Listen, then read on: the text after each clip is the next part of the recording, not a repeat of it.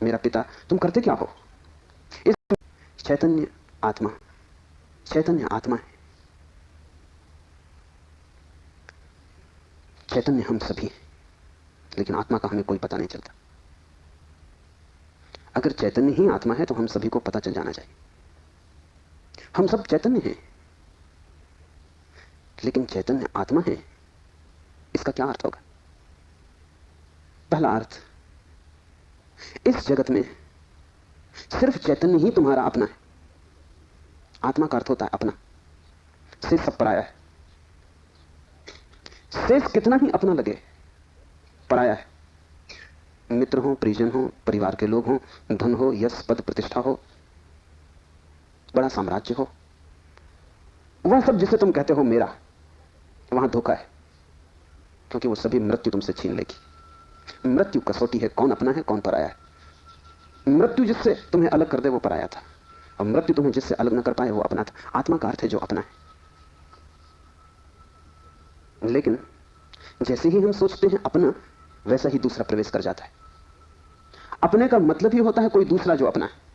तुम्हें यह ख्याल ही नहीं आता कि तुम्हारे अतिरिक्त तुम्हारा अपना कोई भी नहीं, हो भी नहीं सकता है। और जितनी देर तुम भटके रहोगे इस धारा में कि कोई दूसरा अपना है, उतने दिन व्यर्थ गए, उतना जीवन अकारण बीता। उतना समय तुमने सपने देखे, उतने समय में तुम जाग सकते थे, मोक्ष तुम्हारा होता, तुमने कचरा इकट्ठा किया। सिर्फ तुम ही तुम्हारे हो, यह पहला सूत्र। मेरे अतिरिक्त मेरा कोई भी नहीं,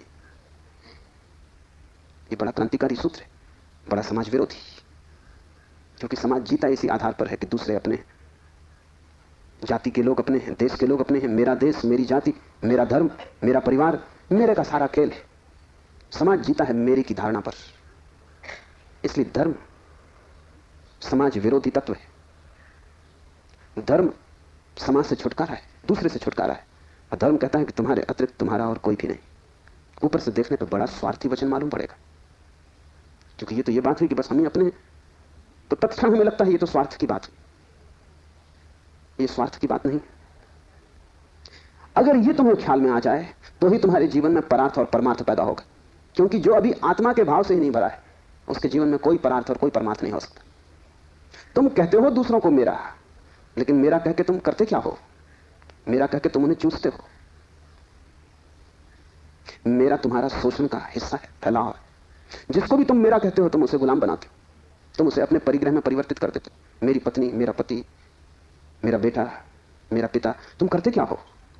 इस मेरे के पीछे, इस मेरे के पर्दे के पीछे तुम्हारे संबंध का मूल आधार क्या है? तुम चूसते हो, तुम शोषण करते हो, तुम दूसरे का उपयोग करते हो। इस दूसरे के उपयोग को तुम सोचते हो परार्थ, तो तुम भ्रांति में हो। एक सम्राट बूढ़ा हुआ, उसके 3 बेटे थे और वो बड़ी चिंता में था किसको राज्य दे। तीनों ही योग्य और कुशल थे, तीनों ही समान गुण धर्मा थे, इसलिए बड़ी कठिनाई हुई। उसने एक दिन तीनों बेटों को बुलाया और कहा कि पिछले पूरे वर्ष में तुमने जो भी कृत्य महानतम किया हो, एक कृत्य जो पूरे वर्ष में महानतम हो, वो तुम मुझे कहो। बड़े बेटे ने कहा कि गांव का जो सबसे बड़ा धनपति है वो तीर्थ यात्रा पर जा रहा था। उसने करोड़ों रुपए के हीरे जवाहरात बिना गिने, बिना किसी हिसाब किताब के, बिना किसी दस्तखत लिए मेरे पास रख दिए और कहा कि जब मैं लौट आऊंगा तीर्थ यात्रा से मुझे वापस लौटा देना। चाहता मैं तो पूरे भी पा जा सकता था, क्योंकि न कोई लिखा पड़ी थी, न कोई गवाह था।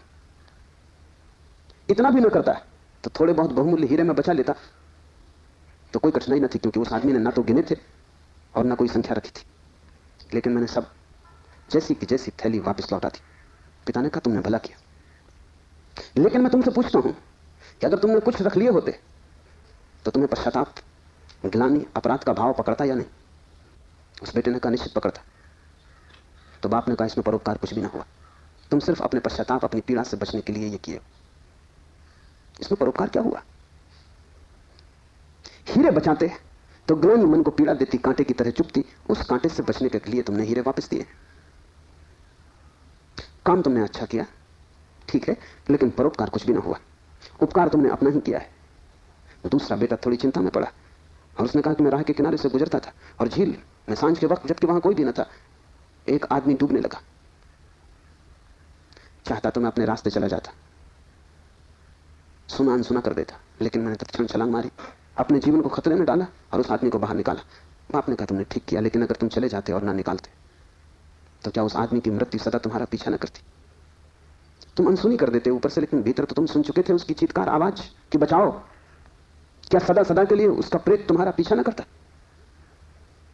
उसी भय से तुमने छलांग लगाई, अपने जान को खतरे में डाला, लेकिन परोपकार तुमने कुछ किया हो इस भ्रांति में पड़ने का कोई कारण नहीं। तीसरे बेटे ने कहा कि मैं गुजरता था जंगल से और एक पहाड़ की कगार पर मैंने एक आदमी को सोया हुआ देखा, जो कि नींद में अगर एक भी करवट ले तो सदा के लिए समाप्त हो जाएगा, क्योंकि दूसरी तरफ महान खड्ड था। मैं उस आदमी के पास पहुंचा और जब मैंने देखा कि वो कौन है तो वो मेरा जानी दुश्मन था। मैं चुपचाप अपने रास्ते पे जा सकता था, या अगर मैं अपने घोड़े पर सवार उसके पास से भी गुजरता तो मेरे बिना कुछ किए शायद सिर्फ मेरे गुजरने के कारण वो करवट लेता और खड्ड में गिर जाता।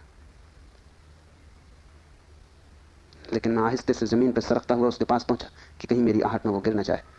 और यह भी मैं जानता था कि वो आदमी बुरा है, मेरे बचाने में भी वो मुझे गालियां ही देगा। उसे मैंने हिलाया, आहिस्ते से जगाया, और वो आदमी गांव में मेरे खिलाफ बोलता फिर रहा है, क्योंकि वो आदमी कहता है मैं मरने ही वहां गया था। इस आदमी ने वहां भी मेरा पीछा किया। ये जीने तो देता ही नहीं, इसने मरने भी न दिया।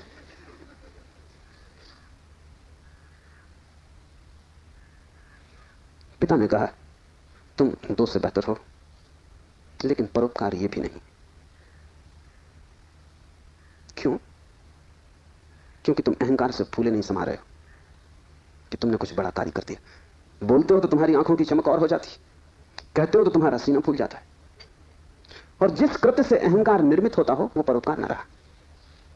बड़े सूक्ष्म मार्ग से तुमने अपने अहंकार को उससे भर लिया। तुम सोच रहे हो तुम बड़े धार्मिक हो, परोपकारी हो, तुम इन दो से बेहतर हो। लेकिन मुझे राज्य के मालिक के लिए किसी तीसरे की ही तलाश, चौथे की ही तलाश करनी पड़ेगी। जब तुम परोपकार करते हो तब तुम कर नहीं सकते, क्योंकि जिसे अपना ही पता नहीं है वो परोपकार करेगा कैसे? तुम चाहे सोचते हो कि तुम कर रहे हो, गरीब की सेवा, अस्पताल में बीमार के पैर दबा रहे हो,